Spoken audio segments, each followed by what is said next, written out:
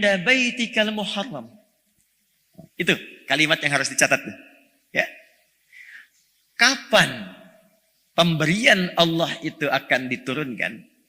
Kapan berkah itu kemudian akan Allah curahkan?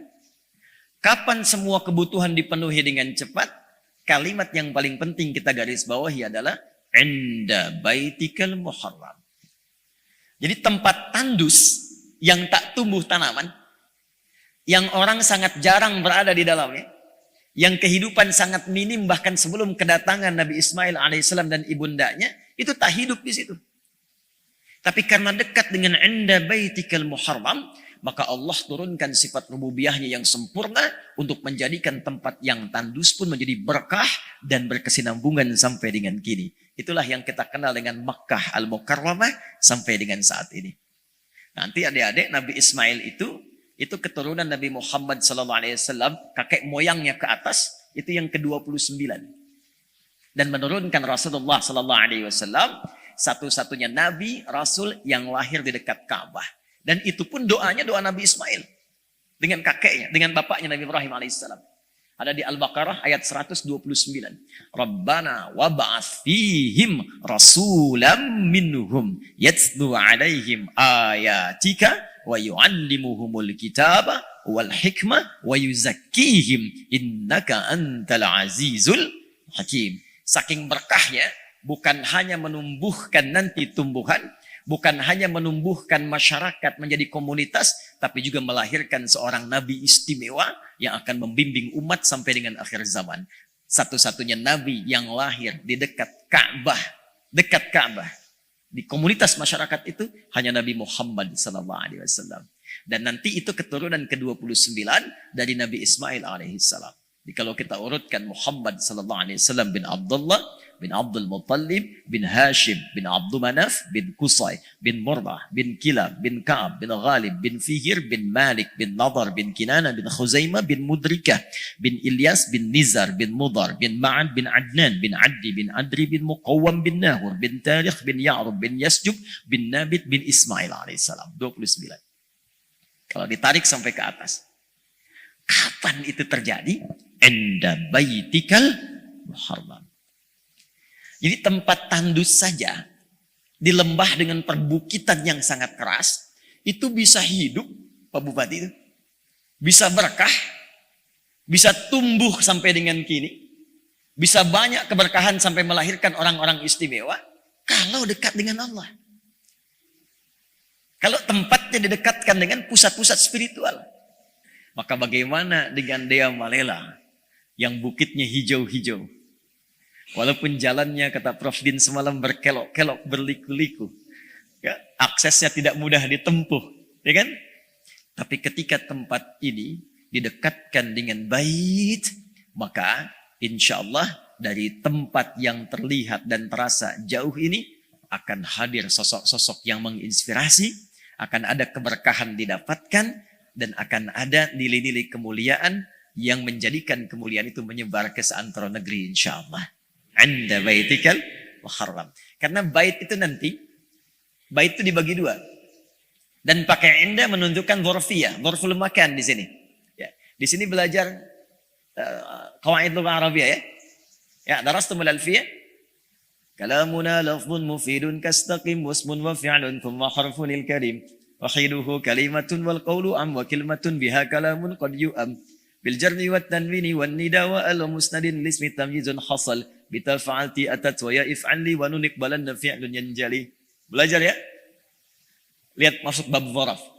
'Inda itu kalau sudah dekat dengan tempat, 'inda baitikal muharram, maka maknanya adalah baik jauh ataupun dekat. Coba hadirkan sekitarannya tempat-tempat yang mendekatkan diri dengan Allah. Jadi kita sudah berada sekarang di tempat yang tepat. Di sekitaran pesantren ada tempat yang membangun kedekatan kita dengan Allah, yaitu masjid. Bait ada dua. Ada bait yang mutlak disebutkan menunjuk kepada Ka'bah al-Musyarrafah. Ada bait yang menunjukkan cabang pancaran kemuliaan dari Ka'bah, yaitu masjid atau masjid. Apa rahasianya nanti? Mari kita lihat pelan-pelan. Di sini ada pusat ilmu. Adik-adik kita belajar. tempat yang pertama kali dibangunkan oleh Nabi Sallallahu Alaihi Wasallam ketika sampai di Yathrib itu masjid. Dan di antara fungsi masjid, Nabi membaginya kepada 3 bagian.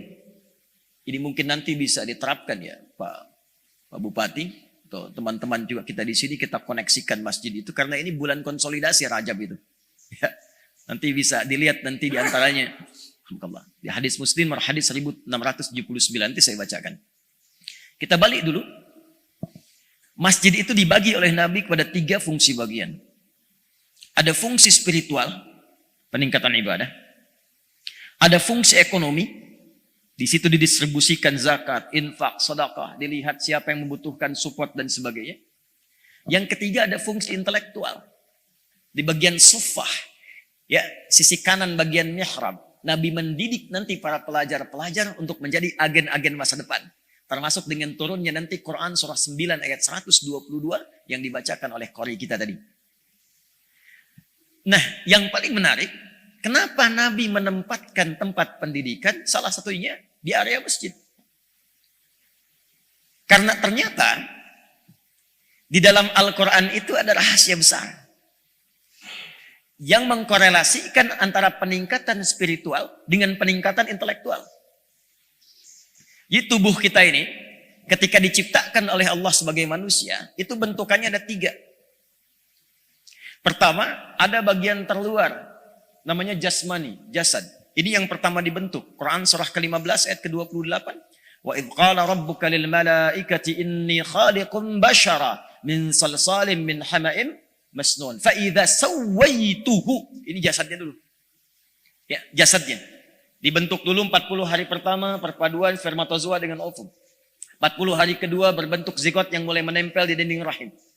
40 hari ketiga usia 4 bulan mulai kelihatan bentuknya sekerat daging. Bentuknya dulu secara fisikal. Tapi ini bagian luar. Kaki yang berjalan, tangan yang bergerak, lisan yang bicara. Siapa yang menggerakkan bagian luar ini? Ada fungsi yang kedua, itu namanya akal, fungsi intelektual. Jadi ini jasmani akan dibimbing oleh akal. Semakin tinggi ilmunya, semakin kuat wawasannya, maka fisik ini tidak akan lelah digerakkan. Tapi semakin tipis ilmunya, maka semakin berat tugas fisiknya. Anda kalau belajarnya tidak tinggi, tidak serius, akalnya tidak diisi, ilmunya tidak ditingkatkan, maka pekerjaan yang kita lakukan dalam kehidupan itu pasti akan terasa berat. Pekerjaannya yang keras-keras, menyita fisiknya lebih banyak. Berbeda ketika Anda sekolah lebih tinggi, belajar lebih serius, tingkat intelektual ditingkatkan. Coba lihat, S1 dengan S2, gaji salary-nya beda tidak? Baik ya? Posisinya beda tidak? Naik lagi S3, gajinya lebih tinggi apa sedikit? Baik ya? Tugas-tugasnya kebanyakan tugas-tugas pikiran atau tugas-tugas lapangan? Pikiran. Fisiknya semakin ringan karena digerakkan oleh intelektual dan keilmuan yang lebih tua, matang, wawasan yang luas. Tapi pertanyaannya, siapa yang mampu mempercepat dan memberikan perintah kepada akal untuk mengeksekusi setiap tindakan yang akan digerakkan oleh tubuh kita dengan karakter kinerja? Jawabannya jiwa spiritual. Iman.